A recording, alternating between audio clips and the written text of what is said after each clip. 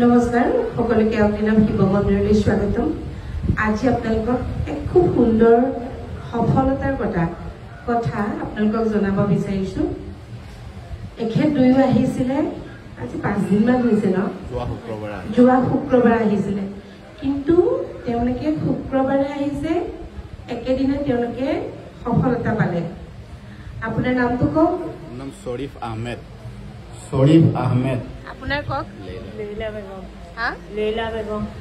এতিয়া আপুনি গোটেই কথাখিনি নিজে অৱগত কৰক, সকলোকে আপুনি কওক কথাখিনি, মই কি কওঁ। সকলোকে ধন্যবাদ জনাইছো। এওঁ মোৰ মিছেছ হয়। যোৱা দেওবাৰে প্ৰেছাৰ ষ্টক হৈছিলে, ব্ৰেইনত আৰু হাৰ্টত মাৰিলে বুলি ক'লে ডক্টৰে। MRI চব কৰালো, কৰোৱাৰ পিছত মাতটো বন্ধ হৈ গ'ল।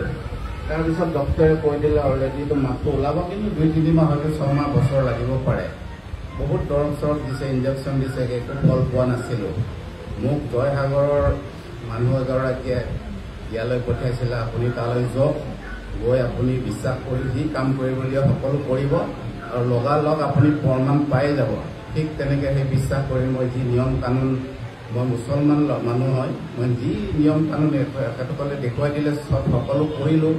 কৰি গৈ তেখেতে কিবা নিৰ্মালী এনেকৈ এখেতক দেখুৱাই নিৰ্মালী এনেকৈ চব বুজাই দিলে, চব কৰিলোঁ।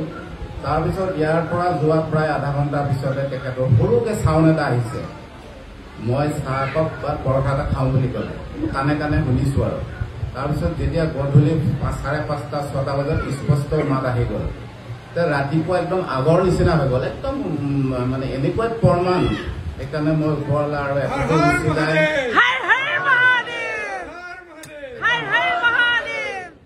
তাকে মই এইখিনিকে কৈ ধন্যবাদ জনাইছো ৰাইজক। আপুনি কওক আকৌ, আপোনাৰ ইমান ধুনীয়া চাউণ্ড আহিলে।